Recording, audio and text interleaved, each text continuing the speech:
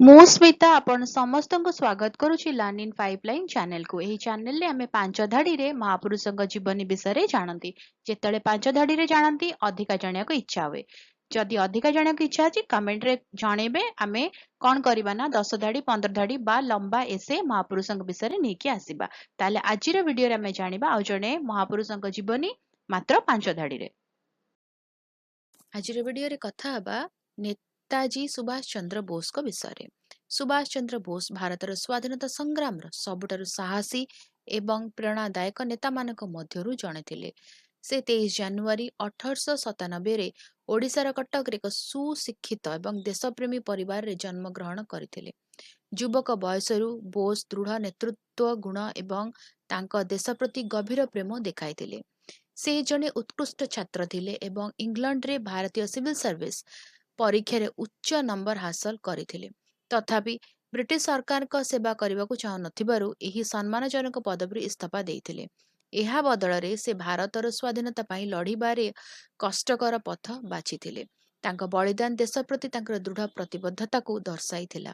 ସୁଭାଷ ଚନ୍ଦ୍ର ବୋଷ ବିଶ୍ୱାସ କରୁଥିଲେ ଯେ କେବଳ ଶାନ୍ତିପୂର୍ଣ୍ଣ ପ୍ରତିବାଦ ଦ୍ୱାରା ସ୍ୱାଧୀନତା ହାସଲ କରାଯାଇ ପାରିବ ନାହିଁ। ସେ ଅନୁଭବ କରିଥିଲେ ଯେ ଦୃଢ଼ ଏବଂ ସିଧାସଳଖ କାର୍ଯ୍ୟ ଆବଶ୍ୟକ। ଆଦର୍ଶଗତ ପାର୍ଥକ୍ୟ ଯୋଗୁଁ ସେ ମହାତ୍ମା ଗାନ୍ଧୀ ଏବଂ ଭାରତୀୟ ଜାତୀୟ କଂଗ୍ରେସ ନେତୃତ୍ୱଠାରୁ ଅଲଗା ହୋଇଗଲେ। ପରେ ସେ ସ୍ୱାଧୀନତା ପାଇଁ ସମସ୍ତ ମୂଳବାଦୀ ଶକ୍ତିକୁ ଏକତ୍ର କରିବା ପାଇଁ ଫରୱାର୍ଡ ବ୍ଲକ ଗଠନ କରିଥିଲେ। ଦ୍ୱିତୀୟ ବିଶ୍ୱଯୁଦ୍ଧ ସମୟରେ ବୋଷ ଭାରତର ସ୍ୱାଧୀନତା ପାଇଁ ସମର୍ଥନ ପାଇବା ପାଇଁ ବିଦେଶ ଯାଇଥିଲେ। ଦକ୍ଷିଣ ପୂର୍ବ ଏସିଆରେ ବାସ କରୁଥିବା ଭାରତୀୟ ସୈନିକଙ୍କ ସହାୟତାରେ ସେ ଭାରତୀୟ ଜାତୀୟ ସେନା ଆଇଏନ୍ଏ ଗଠନ କରିବାରେ ଗୁରୁତ୍ୱପୂର୍ଣ୍ଣ ଭୂମିକା ଗ୍ରହଣ କରିଥିଲେ। ତାଙ୍କର ପ୍ରସିଦ୍ଧ ସ୍ଲୋଗାନ "ମୋତେ ରକ୍ତ ଦିଅ ମୁଁ ତୁମକୁ ସ୍ୱାଧୀନତା ଦେବି" ଲକ୍ଷ ଲକ୍ଷ ଭାରତୀୟଙ୍କୁ ପ୍ରେରଣା ଦେଇଥିଲା।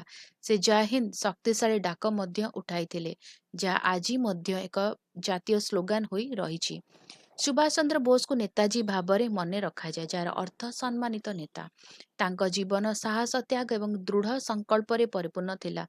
ଯଦିଓ ତାଙ୍କ ମୃତ୍ୟୁ ଏକ ରହସ୍ୟ ହୋଇ ରହିଛି, ତାଙ୍କର ଐତିହ୍ୟ ଭାରତୀୟମାନଙ୍କର ପିଢ଼ିକୁ ସେମାନଙ୍କ ଦେଶକୁ ଭଲ ପାଇବା ଏବଂ ନ୍ୟାୟ ପାଇଁ ଠିଆ ହେବାକୁ ପ୍ରେରଣା ଦେଇ ଆସୁଛି।